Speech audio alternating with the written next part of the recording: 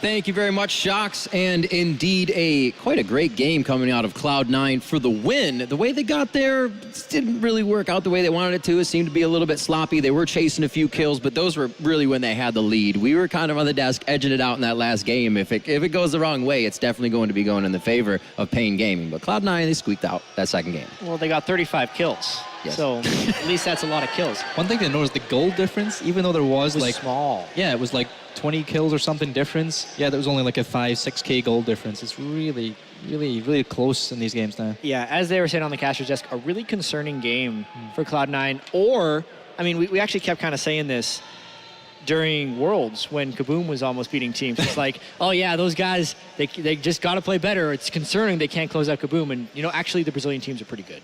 I mean, paiN was a good team. And yes, it was sloppy. I think it's pretty clear we're going to see some sloppy play in the preseason from time to time. But yeah, Cloud9 had 2 relatively close games against them to move on. I think it was definitely just Cloud9's prowess, experience, being veterans, even on this new patch. And they didn't show too much. We did see the Lissandra from balls top, twice a Corki high and mid, so they can really go on to face Alliance with pretty much anything here. They have many more tricks up their sleeve. Looking at paiN Gaming, they didn't stop trying to get back in the game, though. I definitely like that about their gameplay. They just didn't have the right shots. Like Monty said, with kind of the same compositions, that difference is exacerbated so much if you have the bigger gold lead, because you're going to be able to outpoke. You're going to be able to do more damage. Although you have to keep in mind that Cammy was a real force throughout this game. He was hurting a lot, especially on Meteos, who didn't have any magic resist whatsoever. Cammy was picking off people. Well, I think High was kind of playing around with him a little bit. You remember that, the dodging the ulti like several times? Yeah. There was actually a lot of dodging, a lot of good play. And you bring up Meteos. We're going to bring up a replay on your screen here. Kobe's going to walk us through just beautiful zoning on the Dragon fight. Really well played here around 18 minutes into the game. So there's something I wanted to illustrate with this was Meteos' utility tank build. Everybody was wondering how Cloud9 gets out of this Dragon, you know, pretty much unscathed. It's Meteos kind of in the back here, the unsung hero at the top of the screen. He goes in, he zones out all the damage here. He's built full tank, and then Janna ults him back through the Cataclysm, and he just leaves it up. So the rest of Cloud9 can clean up their kills inside the pit. The top 2 damage sources there for paiN didn't get to do anything for the majority of that fight, and then they're able to cleanly disengage.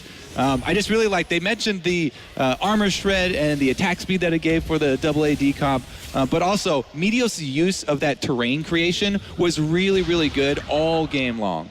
Now, Jet, you know, everybody was doing, I'm going to put this on you. We say that Cloud9 is somewhat struggling in those games, could have definitely lost to the lower tier teams there, but is that something that's going to hurt them, or can they right the ship? Were they just playing a little bit lackluster, or was Cloud9 just coming off a break?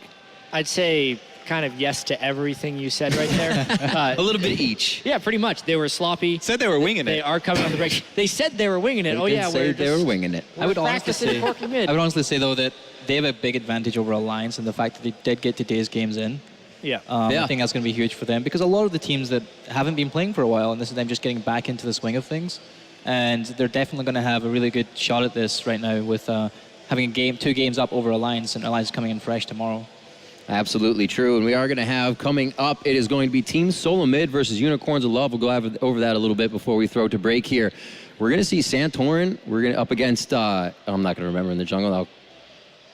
Nope. Unicorn of Love versus Kikis. Kikis. I was going to say Kikis, and then I told myself I was wrong, but never second guess yourself. And then we have Power Vivo and Bjergsen in the mid lane. Really excited to see all of these matchups. And I think with kind of just the pillar that TSM is, I think this could really make a name for Unicorns of Love, and that even puts more pressure on them this game. And it could really put a hurt on Team Solo Mid if they come out of this game with a big loss, because everybody's going to say, what's this new composition going to bring? Yeah, at this point, it's on to the EU versus NA showdowns, because that's what both of the semifinals are. It's a preview of the constant trash talk between the European and North American LCSs to see who is the better team. Obviously, there's going to be arguments on both sides. Cloud9 and TSM are the 1 and 2 teams in the NALCS, whereas Unicorns of Love just qualified. And honestly, they are a challenger team who came together at the right time, but the expectations of beating TSM is really, really high reaching. If they could do that, it would be incredible, because they shouldn't be ready to beat TSM yet. So if they do, it's impressive. That's a really good way to put it. And they shouldn't be too down if they don't beat TSM as well. This is a big stage for them to be playing on. We heard Power Vivo say it's a little insane to be in front of a crowd like this, and it's something that TSM faced at Worlds over and over again and for the past few years. So right now we're going to take a quick break, but we're going to throw it to Shocks on the stage for a quick interview.